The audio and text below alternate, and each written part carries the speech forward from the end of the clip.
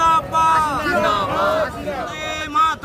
Vande Mataram video साहेब हाय हाय video साहेब हाय हाय प्रधान साहेब हाय हाय प्रधान साहेब हाय हाय पंचायत समिति सभापति हाय हाय দীর্ঘদিন যাবৎ কুনুর বড় ব্রিজের পাশে যে শ্মশান সেটা ভাঙা অবস্থায় পড়ে রয়েছে কেন? পঞ্চায়েত সমিতির সভাপতি জবাব চাই, জবাব দাও। এই অবরোধের কারণ হলো ৮ নম্বর মুস্তাফানগর বড় পুলের পাশে বাসডুমনি যে শ্মশান রয়েছে, সেই শ্মশান দীর্ঘদিন যাবৎ এই করুণ পরিস্থিতির মধ্যে দিয়ে এই শ্মশান রয়েছে।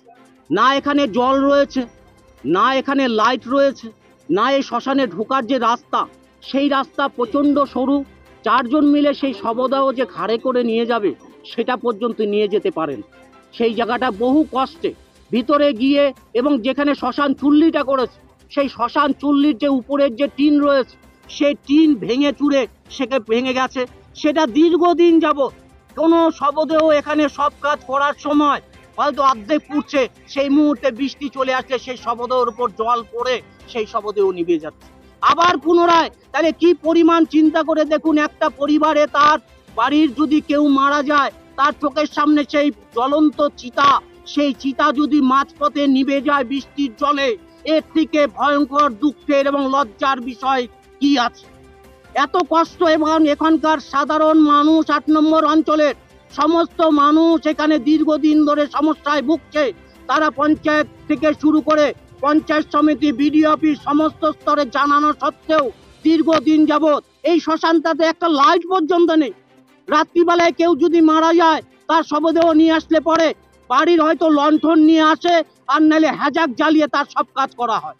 এই পরিস্থিতিতে তাহলে ভারতবর্ষ স্বাধীন হওয়ার পরেও কালিয়াগঞ্জে মুস্তাফানগর অঞ্চলের এই বাসডুমনি শ্মশানে আজ অব্দি এই করুণ দৃশ্য সবাই মানুষ দেখতে পাবে।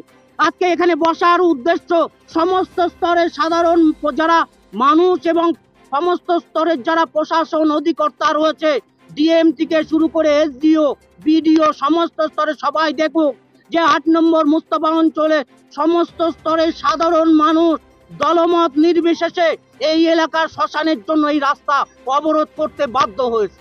যে তার পরিবারের চিন্তা করে দেখুন, শ্মশানের শবদেহের কাজ শেষ হয়ে যাওয়ার পরে সেখানে যে সেটাকে জল দিয়ে তার আগুন পর্যন্ত নেভাবো, সে বা নেভানোর যেটা চেষ্টা করে সেটা পর্যন্ত জলের ব্যবস্থা নেই।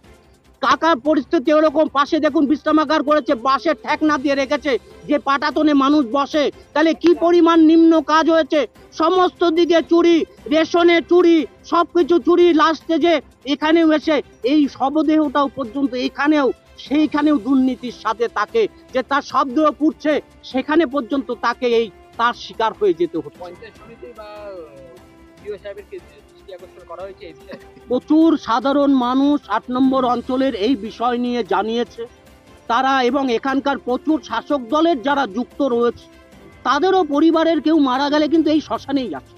তারাও বলেছে সমস্ত দিক করা সত্ত্বেও আজ অবধি কেন এই সমস্যার সমাধান হলো না।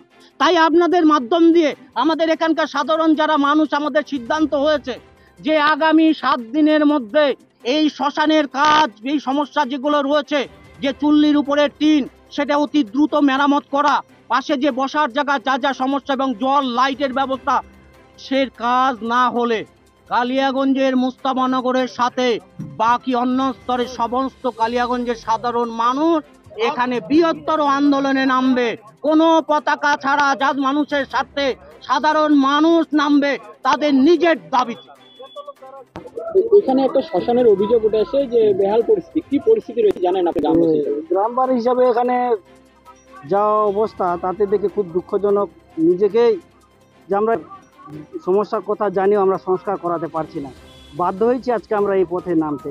এখানে যা সেখানে শেষ মুহূর্তে যেখানে মানুষ যাবে সেখানেও কারচুপি হয়েছে, কিন্তু যে হচ্ছে না কোনো মানুষ মরার পরে যে তাকে যে শ্মশানে নিয়ে আসা হয় ছোঁয়ানো শবদাহটাকে, সেখানকার যে অ্যাঙ্গেল আছে সেগুলোও নাই, সেগুলো ছুটে ছুটে পড়ছে। তার সময় বর্ষাকাল চলছে, সেই সময় ছাদটা যে আছে সেই ছাদটাও ভেঙে পড়েছে, অর্ধেক জল সম্পূর্ণ। ওইটার দুঃখ লাগছে যে আমি যে এখানে একটা নিয়ে আসছিলাম অর্ধেক পুরানো নেমে যায়। কিন্তু পড়ছে না। রাস্তার যা অবস্থা, রাত্রেবেলা বিশেষ করে রাত্রেবেলা যদি অন্ধকারের ব্যবস্থা না করলে সেখানে থাকার কোনো ব্যবস্থা নেই। দিয়ে রাখছে যে কোনো সময় ওই বিশ্রামাগারের ছাদ এবং বসার পাতাটনটাও ভেঙে যেতে পারে। সমস্যার মধ্যে পড়তে হচ্ছে। সমস্যার মধ্যে হচ্ছে সেই কারণে এখানে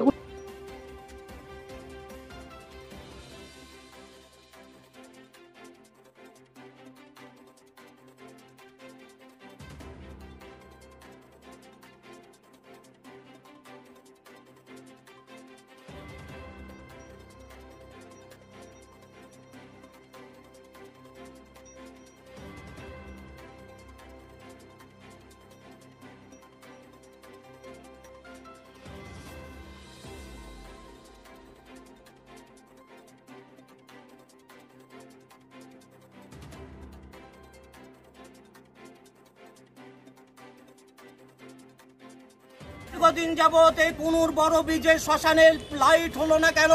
ওই প্রধান সাহেব, বিডিও সাহেব এবং সভাপতি সাহেব জবাব চাই, জবাব দাও, জবাব চাই, জবাব দাও।